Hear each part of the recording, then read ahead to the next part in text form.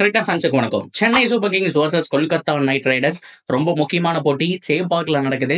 இந்த மேட்சை மட்டும் சிஎஸ்கே ஜெயிச்சிட்டாங்கன்னா அடுத்தடுத்து ஹோப் இருக்கு, பிளே ஆஃப் போறக்கான ஏதோ ஒரு 20-30% சான்ஸ் இருக்கு. இதுவே இந்த மேட்சை தோத்துட்டா அங்கேயே குழி தோண்டி புதைக்க வேண்டியதான். சான்ஸ் அப்படிங்கிறது 5% விட ரொம்ப கம்மியா போயிடும். இந்த மேட்ச்ல 3 விதமான பிளேயர்ஸ் இறக்க போறாங்க சிஎஸ்கே. அதெல்லாம் யாரு, அதை தாண்டி கேகேஆரை இவங்களால சமாளிக்க முடியுமா அப்படிங்கறத எல்லாத்தையுமே பார்க்கலாமா. சென்னை சூப்பர் கிங்ஸை பொறுத்த வரைக்கும் ஸ்ட்ராங்கான ஒரு சைடா இருந்திருக்காங்க. அதுல ஒரு துளி கூட மாற்றம் கிடையாது. அவ்வளவு சூப்பரா பெர்ஃபார்ம் பண்ணிட்டு வந்துட்டு இருக்காங்க அப்படிங்கறதெல்லாம் நம்ம சொல்லவே முடியாதுங்க. ஏன்னா அவங்களோட பிளேயிங் 11 காம்பினேஷன் எல்லாம் ஓகே தான். ஆனா இந்த 4 மேட்ச் நம்ம தோத்ததுக்கு என்ன ரீசன் எடுத்து பார்த்தோம்னா, ஃபீல்டிங்ல கிட்டத்தட்ட ஒவ்வொரு பேட்ஸ்மேனுக்கும் ரன்னு வாரி வழங்கி இருக்காங்க.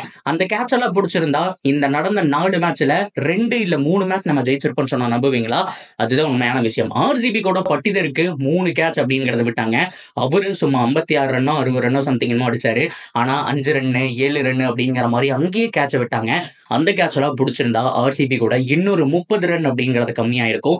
ஸோ நம்மளும் பார்த்தோம் அப்படின்னா டார்கெட் பக்கத்துல போயிருக்கலாம். ஸோ அதே மாதிரி ரொம்ப முக்கியமா ஆர்ஆர் கூடயும் சேம் மிஸ்டேக் தான் நடந்துச்சு. அவங்க எல்லாமே பாஞ்சு பிடிச்சா நம்ம ஒரு சில கேச்சஸ் வந்துட்டு பிடிக்கவே கிடையாது. ஸோ அதனாலையும் பார்த்தோம் அப்படின்னா அந்த மேட்சை தோத்தோம். போன மேட்ச் ரொம்ப குரூசியலா ரொம்ப கிட்டத்துல எடுத்துட்டு போயிட்டாங்க.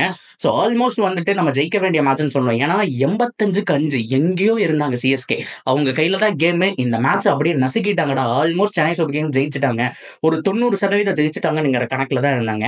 ஆனா பிரியான் ஆர்யா அவருக்கு 100 அடிச்சாரு உண்மைதான். ஆனா எத்தனை கேட்ச விட்டாங்க தெரியுமா? 1 2 3ங்கிற மாதிரி 3 தடவை விட்டாங்க. அவர் 10 ரன்ல இருக்கும்போது ஒண்ணு, ஒரு 30 ரன்ல இருக்கும்போது ஒண்ணு, 77 ரன்ல ஒண்ணுங்கிற மாதிரி 3 கேட்ச் விட்டாங்க. அதனாலதான் சிஎஸ்கே மேட்சை தோத்தாங்க. அவருடைய கேட்சை மட்டும் பிடிச்சிருந்தா யோசிச்சு பாருங்க. 10 ரன் 30 ரன்லயே பிடிச்சிருந்தோம்னா அவர் அடிச்சு 70 ரன் ரொம்ப கம்மி. 160க்குள்ளேயே சுருட்டி இருக்கலாம். இந்த கேச்சஸ்னாலதான் தோத்தாங்கிறது அப்பட்டமா தெரியுது. நம்ம என்னதான் பேட்டிங் மேல, கேப்டன்சி மேல, அது மட்டும் இல்லாம பவுலிங் மேல எல்லாம் குறை சொன்னாலுமே அதெல்லாம் நெக்ஸ்ட். இந்த கேட்ச் எல்லாம் பிடிச்சிருந்தா மேபி மேட்ச் அப்படிங்கறத மாறி இருக்கலாம். சிஎஸ்கே இதை தான் பண்ணாம போனாங்க. சரி, ஓகே. ஸோ கடைசி ஹோப் கேகேஆர் ஜெயிச்சாகணும். ஹோம் கிரவுண்டான சென்னையில நடக்குது. சென்னையில தான் 2 மேட்ச் தோத்துருக்காங்க, 1 ஜெயிச்சிருக்காங்க. அப்படிங்கிற பட்சத்துல சென்னை முதல் கொண்டு உங்களுக்கு இந்த வருஷம் சாதகமா அமையல. என்ன பண்ண போறாங்க சிஎஸ்கே? கண்டிப்பா யங்ஸ்டருக்கு சான்ஸ் கொடுக்குமான்னு கேட்டா பேட்டிங் ஓரளவுக்கு நல்லா ஆடுறாங்க, ஓரளவுக்கு புரிஞ்சுக்கிட்டாங்க. அதாவது கான்வே பொறுத்த வரைக்கும் மேட்சை கடைசி வரைக்கும் எடுத்துட்டு போலாம்ங்கிற முடிவுக்கு வந்துட்டாரு. ரச்சினை பொறுத்த வரைக்கும் பவர் பிளேலயே ஓரளவுக்கு அடிக்கிறாரு. ருத்ராஜ் வந்ததுக்கு அப்புறம் மறுபடியும் ருத்ராஜ் கட்ட போட ஆரம்பிச்சு அப்படியே ரொட்டேட் பண்ண ஆரம்பிச்சு கான்வேக்கு ஸ்ட்ரைக் கொடுத்து அவர் அடிக்க ஆரம்பிப்பாரு. இந்த டெம்ப்ளேட் எல்லாமே ஓகே தான். இருந்தாலும் மேட்சை ஜெயிக்கிறதுக்கு என்ன பண்ணணும்னா இன்னும் ஒரு யங்ஸ்டருக்கு சான்ஸ் கொடுக்கணும். என்ன பொறுத்த வரைக்கும் வேனிஸ் பேடி இல்லைன்னா சித்தார்த் உள்ள வரணுங்க. யாருக்கு பதிலாவோ கொண்டு வந்தோம்னா ஒரு பேட்டிங் மட்டும் எக்ஸ்ட்ரா இருந்தா நமக்கு இன்னும் பவர்ஃபுல்லா இருக்கிற மாதிரி பேட்டிங்ல எனக்கு தெரியுது. அண்ட் ரொம்ப முக்கியமா ஜடேஜா ஃபார்முக்கு வரணும். நிறைய பேர் நோட் பண்ணாத ஒரு விஷயம் ஜடேஜா தான். ஜடேஜா பொறுத்த வரைக்கும் செம்ம பிளேயர், அதுல மாற்றமே கிடையாது. இவ்வளவு வருஷம் சிஎஸ்கேக்காக உழைச்சு கொண்ட லெஜண்ட்ஸ்ல அவரு ஒருத்தர்.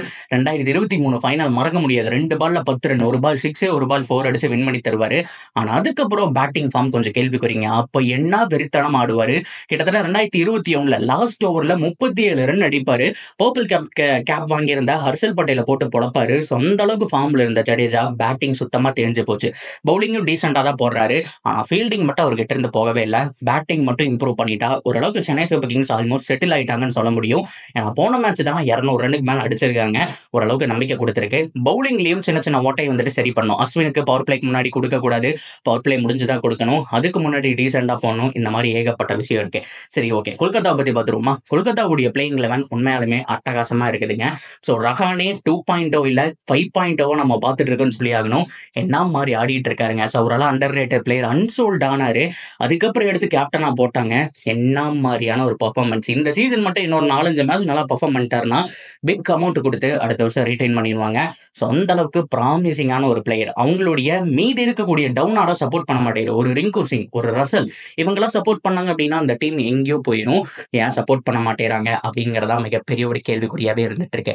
அண்ட் அவங்க அடி வாங்குற ஒரு டிபார்ட்மெண்ட்னா பவுலிங் தான். வைபவ் அரோரா ஓரளவுக்கு டீசெண்டா போறாரு. ஹர்ஷித் ராணா போன வருஷம் பார்த்து ஹர்ஷித் ராணா கிடையாதுங்க. ஸோ இந்த தடவை கொஞ்சம் திணறாரு, நம்மளால பார்க்க முடியுது. ஸோ இதெல்லாம் போக அதெல்லாமே சரி பண்ணி ஆகணும். ஸோ ரசலுக்கு கண்டிப்பா 4 ஓவர் கொடுக்கணுங்க. அவர் வந்துட்டு ஒரு டிபிக்கல் பவுலர். ஒரு மாதிரி ஸ்லோ ஓவர்லாம் போட்டு விக்கெட் எடுத்து கொடுத்துருவாரு. ஒரு 6 போனாலும் விக்கெட் எடுத்து கொடுத்துருவாரு. பிராவோ, ரசல் இவங்கெல்லாம் ஒரு மாதிரியான பவுலர்ஸ். அவங்களெல்லாம் லெஜண்ட்ஸை யூஸ் பண்ணும். போன மேட்ச் கூட அவர் தான் வந்து ஒரு ஓவர் போட்டாரு. போட்ட ஃபர்ஸ்ட் பாலே விக்கெட் எடுத்தாரு. அதுக்கு முன்னாடி அப்படித்தான் நடந்துச்சு. ஆனா 15 ஓவர் 16 ஓவருக்கு அப்புறம் கொடுக்கக்கூடாது. ஸோ இதெல்லாம் பண்ணாங்க அப்படின்னா கொல்கத்தாக்கு ஜெயிக்கிறதுக்கு ஒரு சான்ஸ் இருக்கு. சரி, ஓகே. ஃபைனலா எந்த டீம் ஸ்ட்ராங்கா இருக்காங்க அப்படிங்கிறத பார்க்கறதுக்கு முன்னாடி முன்னாடி சேப்பாக் அப்படிங்கிறது ஒரு ஸ்பின் ட்ராக். இந்த பக்கம் பார்த்தோம் அப்படின்னா வருண் சக்கரவர்த்தி நம்ம பையன் பிளஸ் சுனில் நரேனோட என்ன ஒரு பவுலிங் காம்போ சூப்பரா போட்டுட்டு இருக்காங்க. சேப்பாக்ல திருப்ப போறாங்க. இந்த பக்கம் பார்த்தோம் அப்படின்னா இந்திரன் சந்திரன் ரவிச்சந்திரன் ரவீந்திர ஜடேஜான் அப்படிங்கிற மாதிரி 2 பேர் இருக்காங்க. 2 பேரும் பர்ஃபார்ம் பண்ணியே ஆகணும் அப்படிங்கிற ஒரு ஸ்டேஜ்ல இருக்காங்க. இதெல்லாம் போக 100 அகமது எக்ஸ்ட்ரா ஆப்ஷனா வச்சிருக்கோம். ஸோ இதெல்லாம் செமையா நடந்ததுன்னா ஸ்பின்னர்ஸ் நல்லா பண்ணாங்கன்னா கண்டிப்பா இந்த மேட்சை வின் பண்ணலாம்.